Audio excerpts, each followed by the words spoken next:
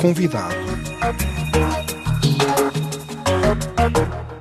E a propósito dos 38 anos da proclamação da independência em Cabo Verde, que hoje se assinalam, o convidado de João Matos é Carlos Sá Nogueira, especialista em comunicação política.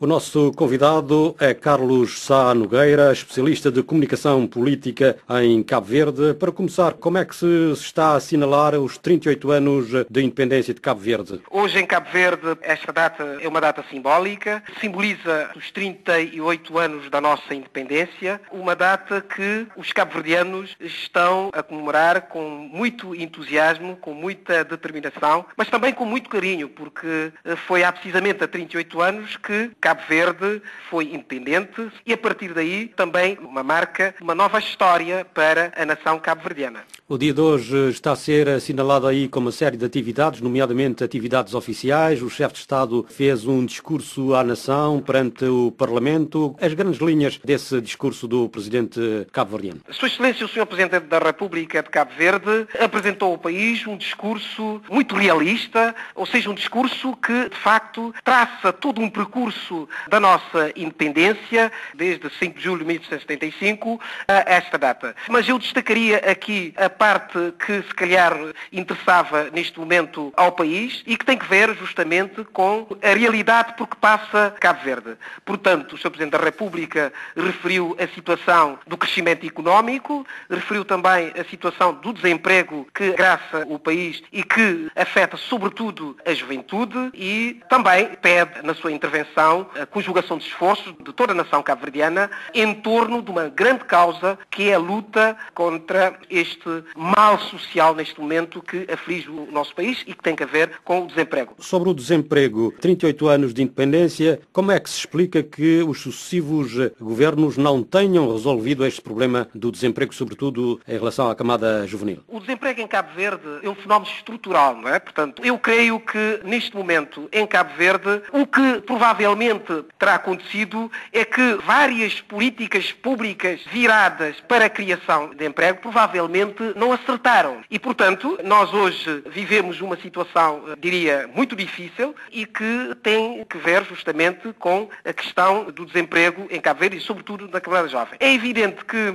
políticas também têm sido desenvolvidas no sentido de criar oportunidades para criar, digamos, emprego aos jovens, mas ainda essas políticas não surtiram efeito, efetivamente, na vida das pessoas e, mais precisamente, na vida dos jovens. Nós temos jovens, neste momento, em Cabo Verde, que saem das diversas universidades do país e do estrangeiro e que chegam ao país não têm oportunidade de emprego. Em relação agora à justiça, o país viveu nos últimos dias um mega processo conhecido como lancha voadora. É muito crítico em relação à abordagem como a imprensa tratou esse caso. Porquê? Repare uma coisa, eu sou crítico porquê? Porque neste caso em concreto da lancha voadora, a imprensa revelou-se desde logo a sua minoridade no que diz respeito à abordagem que fez em torno deste caso. Dou-lhe só este exemplo. A imprensa condenou pura e simplesmente na praça pública todos os arguidos deste processo. Portanto, não se respeitou aquilo que se chama o princípio da inocência. Em qualquer Estado... O princípio da presunção de inocência. Da presunção da inocência. É uma das regras do Estado de Direito que qualquer pessoa suspeita de um crime deve beneficiar da presunção da inocência. Mas então acha que a imprensa não deveria noticiar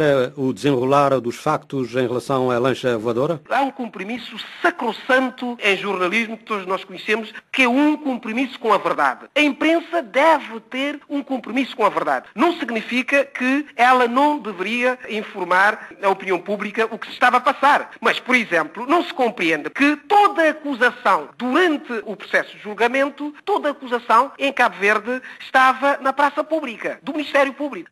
E, curiosamente, por exemplo, há dias saiu o acórdão do Tribunal da Primeira Instância sobre este caso, não é? Entretanto, neste momento, o que nós notamos é que está já na imprensa esse acórdão. Mas o que é que diz a lei nessa matéria? Porque aqui em França, por exemplo, o jornalista não está abrangido pelo segredo de justiça. O jornalista pode noticiar os casos. Relativamente a esta questão em concreto, deixe-me só dizer isto. Enquanto o Supremo não se pronunciar, o processo ainda se encontra em segredo de justiça. E acha que o jornalista não pode noticiar nada enquanto o assunto estiver em segredo de justiça? Repare, como disse bem, em Cabo Verde também. Eu, enquanto jornalista, não estou vinculado ao segredo de justiça. Logo pode noticiar. Eu posso noticiar, mas também eu tenho um princípio que tem que ver com o princípio ético e com a deontologia. Se eu sei, por exemplo, que se eu publicar esta notícia relativamente a esta questão e esta mesma notícia possa prejudicar, digamos, o andamento normal do processo, as investigações, eu tenho que medir duas vezes antes de publicar esta notícia. Aquilo que eu quero dizer é que o jornalista não só deve obedecer